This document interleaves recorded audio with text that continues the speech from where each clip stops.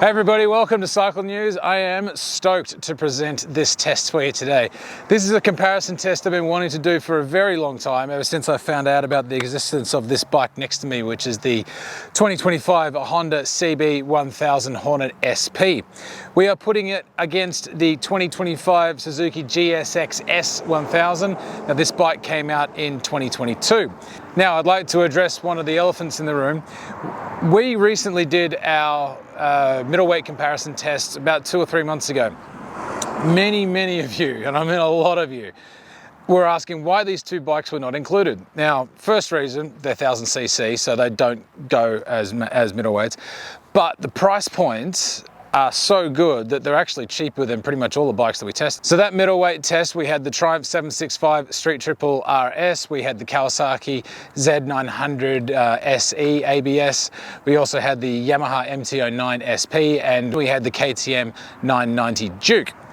Now, these bikes at $10,999 and $11,909 for these things, if we were to put them in that test, only the Kawasaki would have been cheaper than the Suzuki and none would have been cheaper than the Honda. That's pretty incredible. So, you know, if you want to get on board a 1000cc naked bike, these might be the ticket.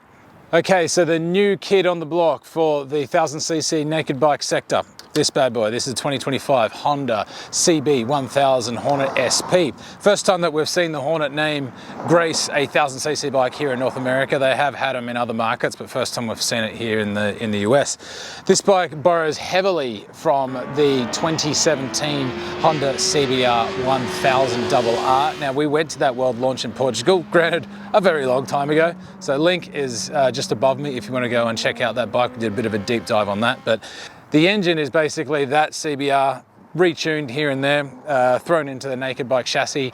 Now Honda's claiming 155 horsepower out of this, and that's crankshaft horsepower. Now there is a huge asterisk next to that 155 horsepower, which we're going to get to in a little bit when we talk about the ride experience. Just remember that number. 1000cc inline 4-cylinder engine here in the CB. Now it comes standard with an up and down quick shifter, which is really nicely mapped, and so that's a good little piece of bargaining there from Honda.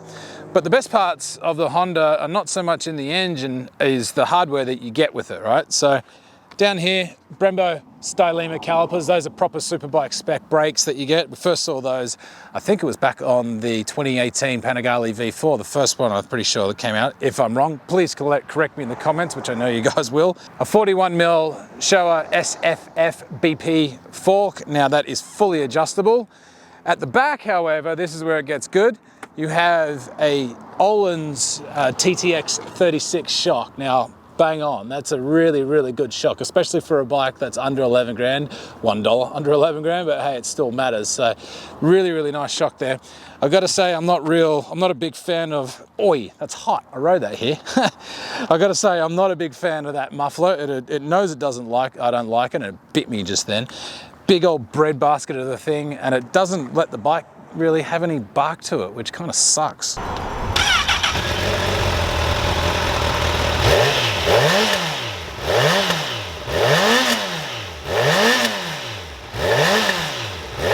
Like, it sounds a bit flat.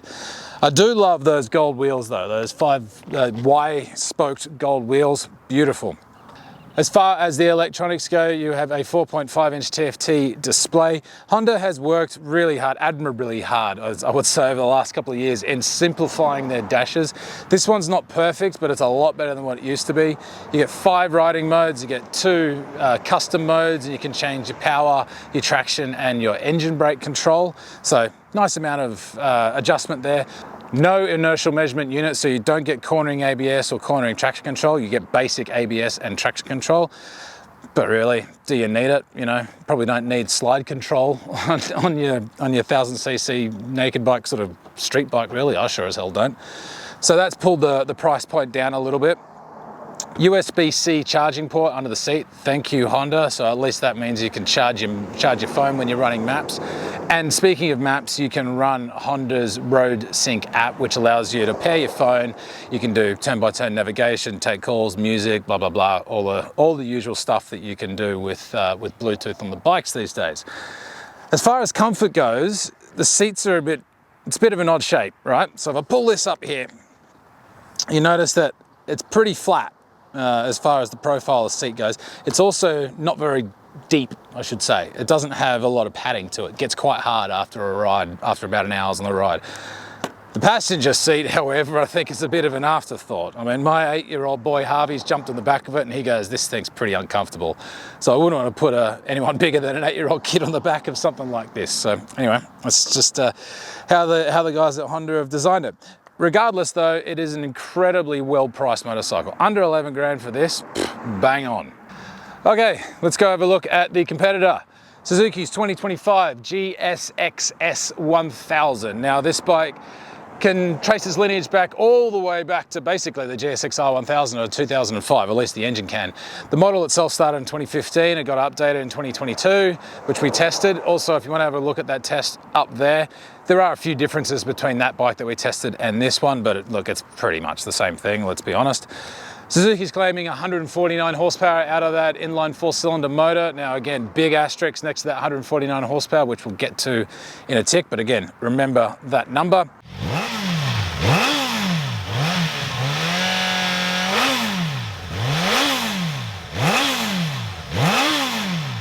Right now, as far as hardware goes, 43mm KYB fork, so 2mm larger than what you're going to get on the Honda. You also get Brembo monoblock calipers, although not quite the Stylema calipers that you get on the Honda. At the rear, KYB shock as well. Now the fork, I should say, was fully adjustable. The shock is only adjustable via preload and rebound, so you don't get full adjustment. Whether you need it or not is pretty much up to you. As for the electronics, the gearbox comes equipped with a quick shifter, up and down quick shifter, beautifully mapped by Suzuki, so that is absolutely no surprise there because Suzuki is famous for really nice gearboxes. You get 3 riding modes, A, B, and C from the Suzuki Drive Mode Select. You get 3 levels plus off in your traction control as well. No IMU, so no inertial measurement unit, so you don't get cornering ABS, cornering traction control, all that stuff, again, like the Honda, and no cruise control as well. So that brings the price point down a little bit. One of the big differences between this bike and the one we tested back in 2022 is they have a much nicer dashboard, 6.5-inch color TFT dash, whereas the old bike had something that looked like a Game Boy. So this is much, much nicer. You can pair your phone to it as well, so you can get that's via Suzuki's proprietary app. You can do turn-by-turn navigation, all that stuff. It is a bit of a bummer though that they don't have a USB-C charging port, because really if you're running maps and you're trying to Bluetooth your phone and all that stuff, you can only have the charge that you left the house with on your phone.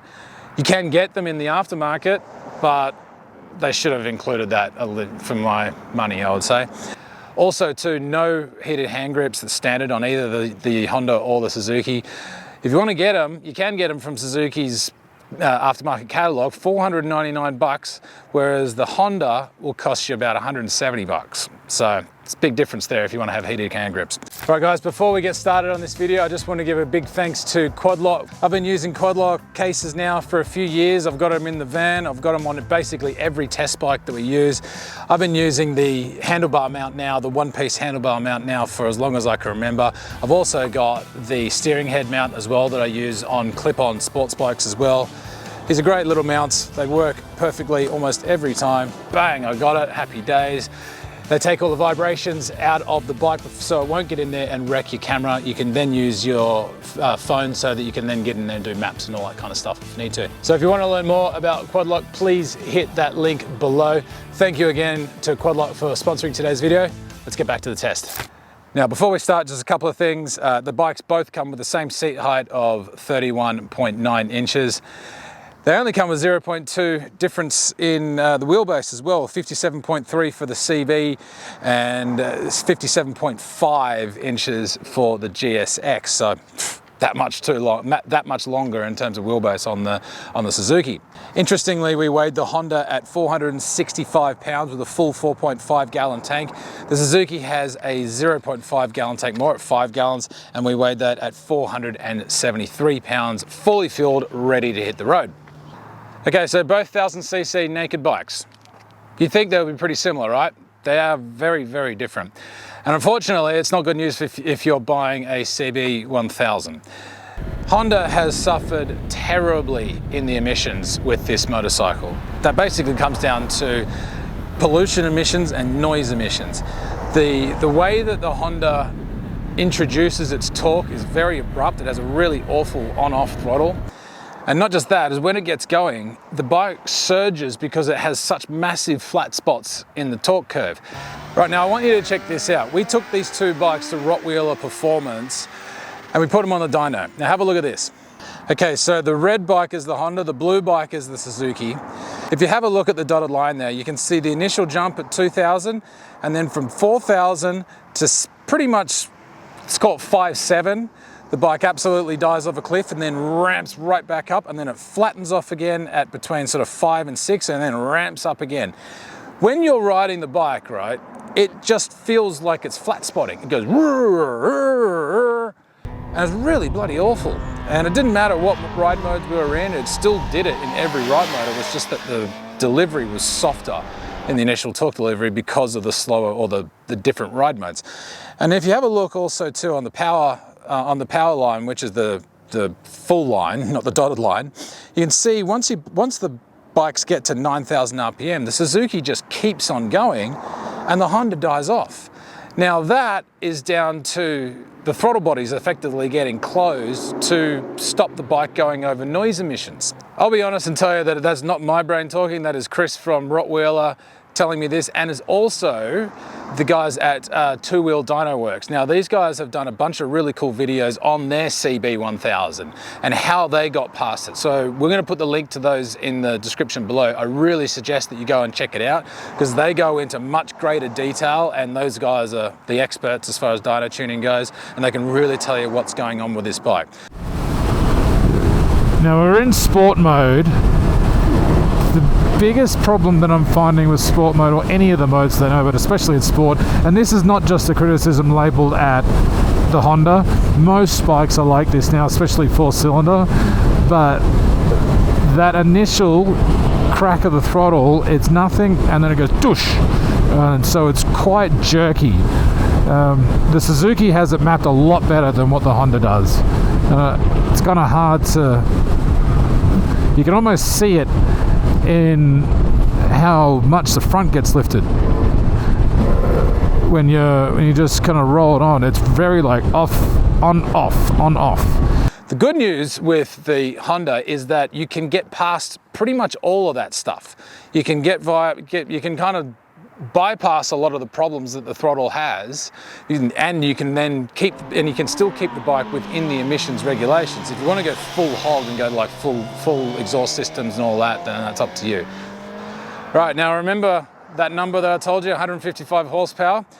We unfortunately dynoed the Honda CB1000 Hornet SP at 116 horsepower. 116 horsepower for a 1000cc naked bike.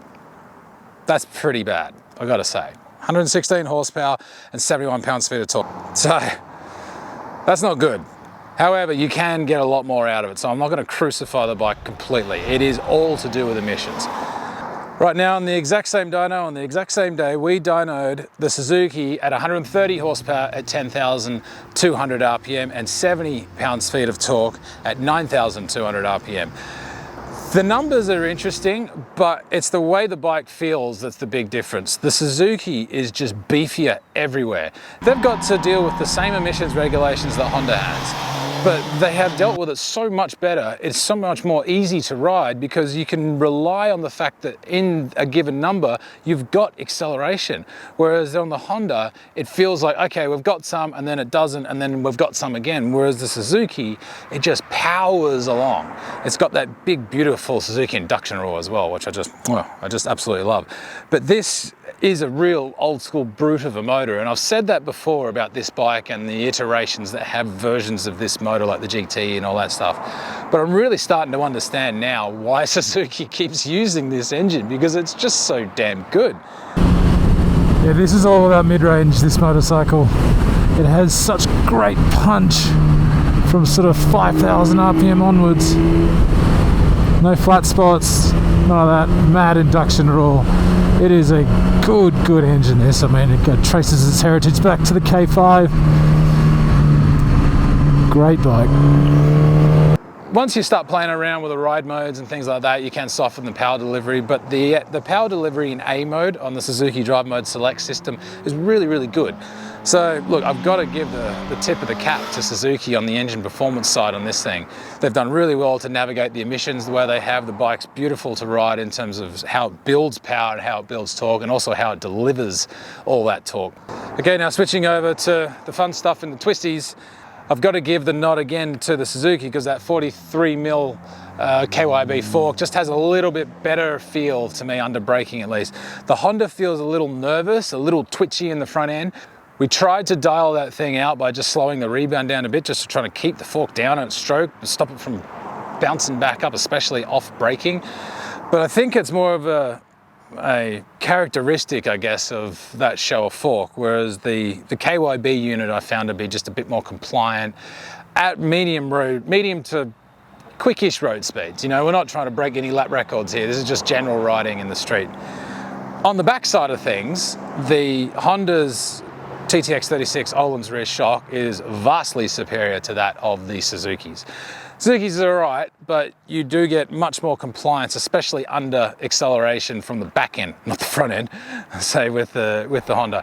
You can feel the bumps better, you can feel what the tire's doing a little bit more. So look, I've got to give my nod to the Honda in the rear under acceleration on that sort of thing. Right now, as far as long ride comfort goes, again, got to give it to the Suzuki.